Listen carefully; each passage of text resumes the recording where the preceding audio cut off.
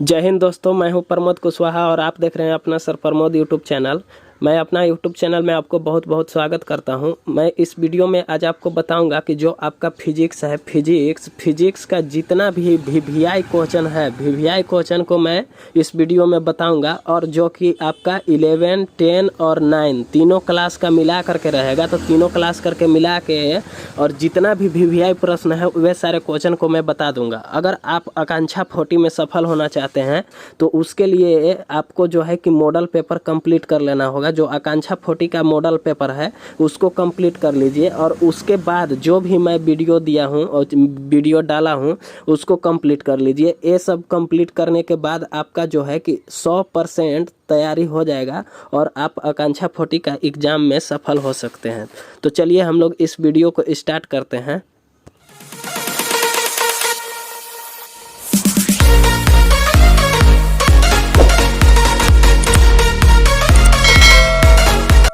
कि question number 1 में जो है कि 1 में पूछा जा रहा है कि भौतिक राशियां हैं, तो भौतिक राशियां ऑप्शन बी सही होगा। लंबाई, द्रव्यमान, समय, विद्युत धारा, थर्मोडायनेमिक, तापमान, पदार्थ की मात्रा और चमकदार तीव्रता जो है ये आपका भौतिक राशियां हैं, यानी कि ये भौतिक राशि है।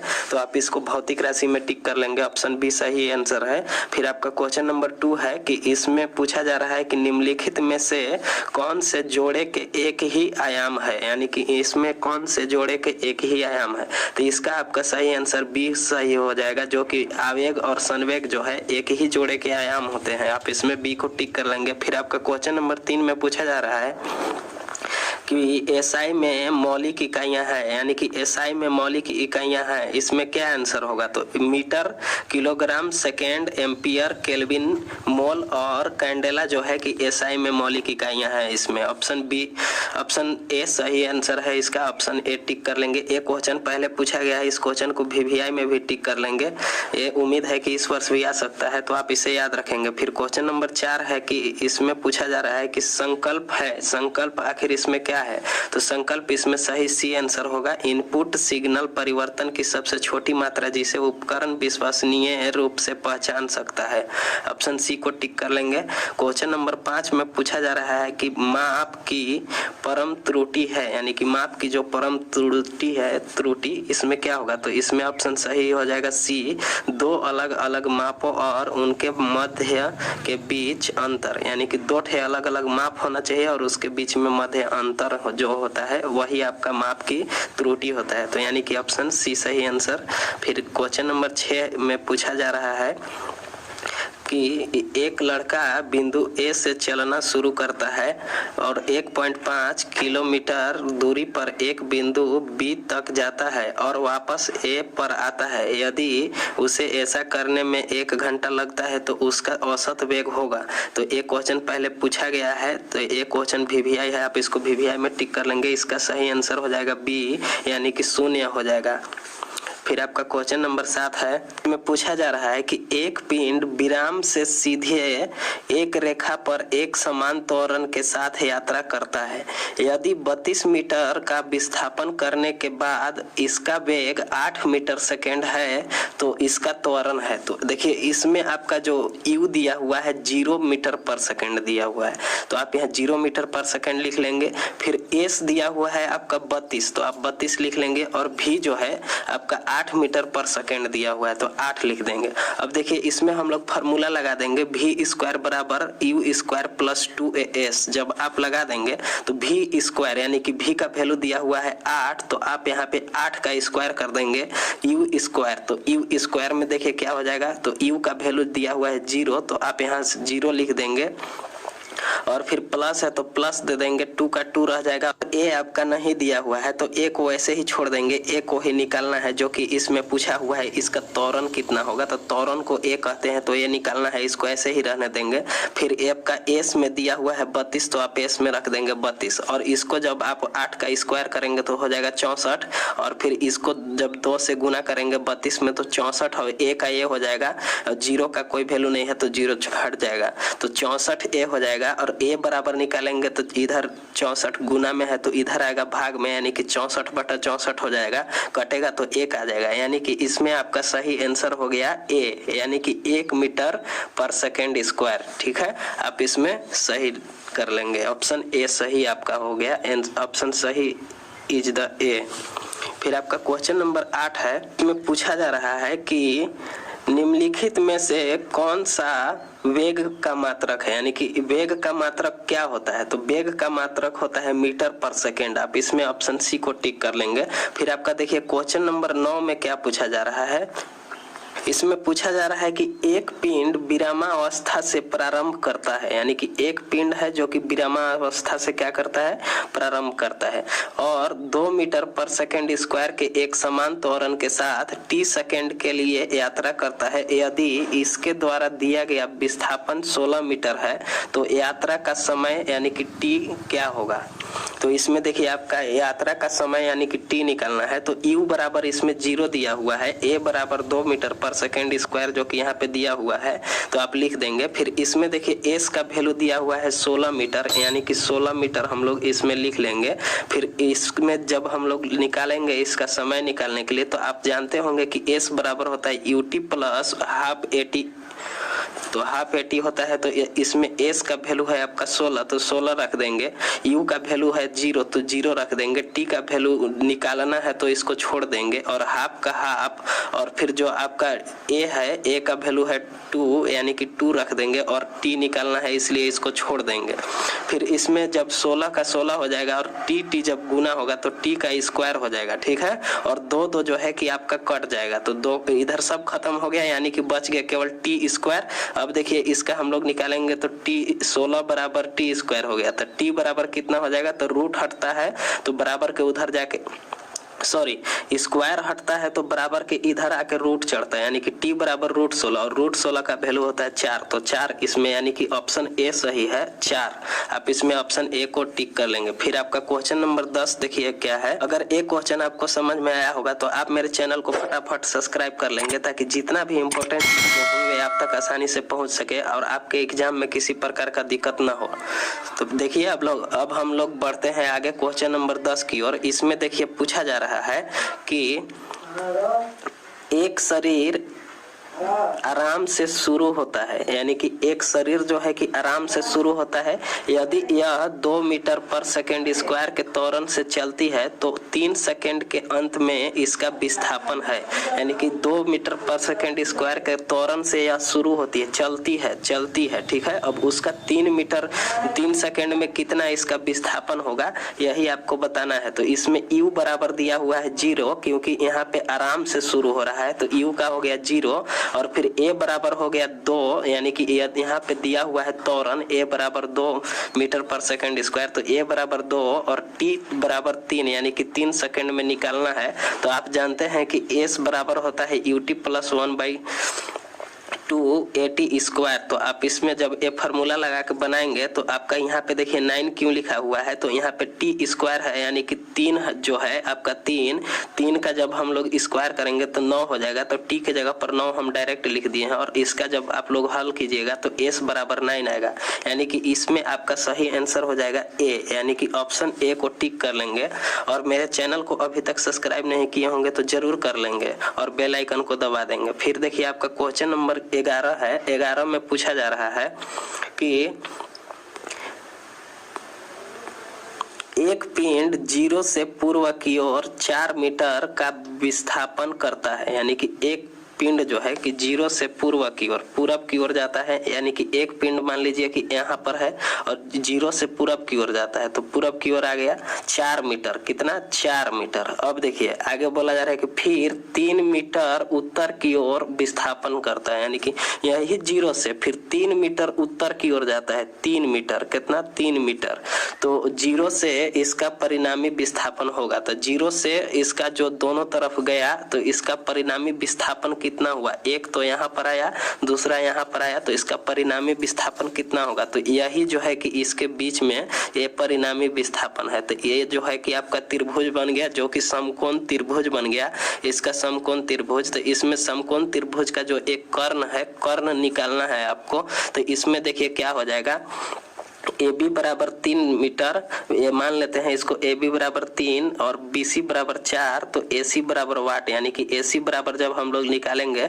तो आप जानते होंगे कि कर्ण जो होता है हमेशा दो भुजाओं के बराबर होता है, तो A B square plus B C square हो जाएगा। तो ए बी का स्क्वायर करेंगे तो 9 हो जाएगा, यानी कि 3 का स्क्वायर 9 हो जाएगा, और बी सी का स्क्वायर करेंगे तो 4 का स्क्वायर यानी कि 16 हो जाएगा। 9 और 16 को जोड़ेंगे तो 25 हो जाएगा, तो रूट 25 का वैल्यू आता है 5। तो इसमें आपका जो है कि आंसर सही हो गया 5। तो आप इसमें ऑप्शन सी को टिक कर लेंगे, option C is the correct answer, यानी कि 5। फिर आपका क्वेश्चन नंबर 12 में देखिए क्या पूछा जा रहा है। में पूछा जा रहा है कि एक पिंड एक समान चाल से एक वृत्त में गति कर रहा है, यानी कि एक पिंड जो है कि एक समान चाल से वृत्त में गति कर रहा है। इसमें जो है कि क्या होगा, तो इसमें त्वरण अंदर की ओर होगी, त्वरण जो होगा कि अंदर की ओर होगा, यानी कि option A is the correct answer. फिर आपका क्वेश्चन नंबर 13 है कि जब कोणीय वेग समय के साथ बदलता है, तो कोणीय वेग जो है कि समय के साथ बदलता है तो क्या होगा, तो एक कोणीय वेग त्वरण उत्पन्न होता है। तो इसमें option A is the correct answer, आप इसमें ऑप्शन ए को टिक कर लेंगे। फिर आपका क्वेश्चन नंबर 14 है कि इसमें पूछा जा रहा है कि कुल उड़ान का समय इनमें से किसके बराबर होता है, कुल उड़ान जो है उसका समय किसके बराबर होता है। तो इसमें आपका option D is the correct answer, अधिकतम ऊंचाई तक पहुंचने के लिए आवश्यक समय का दोगुना होता है। फिर आपका क्वेश्चन नंबर 15 है कि प्रेक्ष्य द्वारा अनुसरण किए गए पथ क्या कहते हैं, तो इसको कहते हैं प्रेक्ष्य वक्र, यानी कि प्रेक्ष्य वक्र, इसमें ऑप्शन डी सही हो जाएगा। फिर आपका क्वेश्चन नंबर 16 में पूछा जा रहा है कि चलती बस में एक यात्री बस के अचानक रुकने पर आगे की ओर फेंका जाता है, यह समझाया गया है। यह क्यों समझाया गया है, तो यह समझाया गया है न्यूटन के पहले नियम द्वारा। न्यूटन के पहले नियम जो है, पहला नियम, उसके द्वारा समझाया गया है। इसमें option A is the correct answer हो जाएगा। फिर आपका क्वेश्चन नंबर 17 में पूछा जा रहा है कि एक समान गति से चलती बस में बैठा यात्री जब बस आगे की ओर तरफ त्वरित होता है तो वह पीछे की ओर गिरता हुआ महसूस करता है, इस प्रकार के बल को कहते हैं। तो मान लीजिए कि बस इधर जा रहा है और यात्री भी इसी, जब बस इधर जाएगा तो यात्री भी इसी तरफ का गति करेंगे, और बस जो है कि यहाँ बोला है कि जब बस आगे की तरफ त्वरित होता है तो वह पीछे की ओर गति करता है, गिरता हुआ महसूस करता है, यानी कि बस आगे जितना ही स्पीड में भागेगा वो पीछे की ओर भागता है यात्री लोग। तो यह इसमें क्या होता है, तो इसमें जो है कि ऑप्शन सी हो जाएगा, यानी कि काल्पनिक बल या छदम बल, आप इसमें टिक कर लेंगे ऑप्शन सी को। फिर आपका क्वेश्चन नंबर 18 है कि 5 ग्राम द्रव्यमान का एक पिंड 2 मीटर पर सेकंड के समान वेग से यात्रा कर रहा है, इसकी गति है, तो इसकी गति हो जाएगा 10 केजी मीटर पर सेकंड, यानी कि 5 केजी है तो 5 केजी को जब हम लोग 2 से गुना करेंगे तो 10 केजी, और फिर इसका मीटर पर सेकंड एसआई मात्रक है तो मीटर पर सेकंड हो जाएगा। इसमें आप ऑप्शन ए को टिक कर लेंगे। फिर आपका क्वेश्चन नंबर 19 में पूछा जा रहा है कि एक पिंड का द्रव्यमान जो शरीर पर कार्य करने वाले बल के अनुपात के बराबर होता है और पिंड में उत्पन्न त्वरण होता है, तो इसमें आपका उत्पन्न त्वरण बताना है। तो इसमें आपका उत्पन्न त्वरण को कहते हैं जड़त्वीय द्रव्यमान, यानी कि option D is correct answer. फिर इसमें देखिए आपका क्वेश्चन नंबर 20 क्या बोल रहा है, इसमें बोला जा रहा है कि लकड़ी का एक ब्लॉक सतह पर रखा जाता है, पिंड को स्थानांतरित करने के लिए सतह के समांतर एक बल लगाया जाता है, घर्षण बल विकसित कार्य करता है। तो इसमें आपका लागू बल की दिशा के विपरीत कार्य करता है, यानी कि ऑप्शन डी सही हो जाएगा। फिर अब हम आपको क्लास 10 का जो फिजिक्स है उसका वीवीआई प्रश्न बता दे रहे हैं। तो क्वेश्चन नंबर 1 में जो कि क्लास 10 का है, प्रकाश की किरणें गमन करती है, तो प्रकाश की किरणें जो गमन करती है सीधी रेखा में गमन करती है, यानी कि इसका ऑप्शन 1 सही हो जाएगा। फिर प्रश्न संख्या 2 यानी कि क्वेश्चन नंबर 2 है कि प्रकाश तरंग उदाहरण है, प्रकाश तरंग का जो उदाहरण हो जाएगा आपका विद्युत चुंबकीय तरंग हो जाएगा, यानी कि ऑप्शन बी इसमें सही है। फिर क्वेश्चन नंबर 3 है कि निर्वात में प्रकाश की चाल होती है, तो निर्वात में प्रकाश की चाल आप पढ़े होंगे कि 3 × 10 के पावर में 8 मीटर पर सेकेंड होता है, यानी कि आप इसमें ऑप्शन ए को याद रखेंगे। फिर आपका क्वेश्चन नंबर 4 है, इसमें पूछा जा रहा है कि समतल दर्पण में प्रतिबिंब की प्रकृति क्या होती है। तो इसमें आपका आभासी तथा सीधा होता है, यानी कि आप इसमें ऑप्शन डी को याद रखेंगे। क्वेश्चन नंबर 5 है, एक समतल दर्पण में वक्रता त्रिज्या r है तो r बराबर इन्फिनिटी हो जाएगा, यानी कि ऑप्शन बी इसमें सही हो जाएगा। क्वेश्चन नंबर 6 है कि समतल दर्पण की फोकस दूरी कितनी होती है। तो समतल दर्पण की फोकस दूरी जो है कि अनंत होता है। ये सारा क्वेश्चन को आप पढ़े हैं, आप इसको याद ही रखेंगे। फिर क्वेश्चन नंबर 7 है, इसमें पूछा जा रहा है कि एक लड़का समतल दर्पण से 100 सेंटीमीटर की दूरी पर लंबवत खड़ा है। लड़के और प्रतिबिंब के बीच की दूरी होगी तो प्रतिबिंब के बीच की दूरी जो हो जाएगा वो आपका 200 सेंटीमीटर हो जाएगा। लड़का तथा प्रतिबिंब के बीच की दूरी 200 सेंटीमीटर हो जाएगा। जब 100 सेंटीमीटर पर खड़ा रहेगा तो 200 हो जाएगा, यानी कि ऑप्शन बी इसमें सही हो जाएगा। क्वेश्चन नंबर 8 है कि प्रकाश के परावर्तन के कितने नियम है। तो ये 2 नियम है, यानी कि ऑप्शन बी इसमें सही है। क्वेश्चन नंबर 9 है, इसमें पूछा जा रहा है कि परावर्तन के नियम लागू होते हैं। तो परावर्तन के नियम जो है कि सभी परावर्तक पृष्ठ पर लागू होते हैं। परावर्तक पृष्ठ जितने भी हैं उस पर लागू होता है। क्वेश्चन नंबर 10, गोलीय दर्पण के ज्यामितीय केंद्र को क्या कहते हैं। तो गोलीय दर्पण के ज्यामितीय केंद्र को ध्रुव कहते हैं, यानी कि ऑप्शन ए इसमें सही है। फिर आपका आता है अगला प्रश्न, क्वेश्चन नंबर 11, इसमें पूछा जा रहा है कि किलोवाट घंटा kWh किस राशि का मात्रक है। तो इसमें आपका विद्युत ऊर्जा का मात्रक है, यानी कि विद्युत ऊर्जा का राशि होता है kWh, यानी कि किलोवाट घंटा। फिर क्वेश्चन नंबर 12 है कि विद्युत परिपथ की शक्ति होती है। तो विद्युत परिपथ की जो शक्ति होता है V² होता है, यानी कि ऑप्शन सी इसमें सही है। फिर अगला प्रश्न है कि V/I का अनुपात कहलाता है तो उसको प्रतिरोध कहते हैं, यानी कि इसमें ऑप्शन 1 सही हो जाएगा। फिर अगला प्रश्न है कि विभवांतर मापने वाले यंत्र को क्या कहते हैं। तो विभवांतर मापने वाले यंत्र को वोल्टमीटर कहते हैं, यानी कि ऑप्शन बी इसमें सही हो जाएगा। ये सारे आप क्वेश्चन को पढ़े हैं। अगर आप मेरे चैनल पर अभी तक नए होंगे तो मेरे चैनल को फटाफट सब्सक्राइब कर लेंगे और बेल आइकन को प्रेस कर देंगे, ताकि जितना भी मैं इम्पोर्टेंट वीडियो दूंगा वे आप तक आसानी से पहुँच सके। और इसमें जो आकांक्षा 40 का एग्ज़ाम है, आकांक्षा 40 का, इसका एग्ज़ाम क्लियर होने के बाद मैं IAC का तैयारी करवाऊंगा, साइंस कॉमर्स आर्ट्स तीनों का तैयारी करवाऊंगा, जिसमें कि आपको सारे चीज़ का तैयारी करवाया जाएगा अच्छे से और PDF भी शेयर किया जाएगा इसी तरह से। फिर देखिए क्वेश्चन नंबर 15 में पूछा जा रहा है कि विद्युत धारा मापने वाले यंत्र को क्या कहते हैं। तो विद्युत धारा मापने वाला यंत्र को आप पढ़े होंगे कि एमीटर कहते हैं, तो इसमें एमीटर हो जाएगा। 16 में है कि 1 कूलम आवेश कितने इलेक्ट्रॉनों के आवेश के तुल्य होता है। तो इसमें आपका सही आंसर 6 × 10 के पावर में 18 हो जाएगा। इलेक्ट्रॉन इसके बराबर में होता है। तो क्वेश्चन नंबर 17, प्रत्येक इलेक्ट्रॉन पर कितना कूलम ऋण आवेश होता है। तो इसमें जो है कि 1.6 × 10 के पावर में -19 कूलम होता है। क्वेश्चन नंबर 18 है कि निम्न में से किसे परिपथ में समांतर क्रम में जोड़ा जाता है। तो इसमें आपका सही आंसर हो जाएगा वोल्टमीटर। इसी को आपको, इस वोल्टमीटर को जो है कि समांतर क्रम में जोड़ा जाता है। वोल्टमीटर को समांतर क्रम में जोड़ा जाता है। और अगर आप इसका PDF लेना चाहते होंगे तो मेरे टेलीग्राम ग्रुप को ज्वाइन कर लेंगे, उसमें आपको PDF दे दिया जाएगा।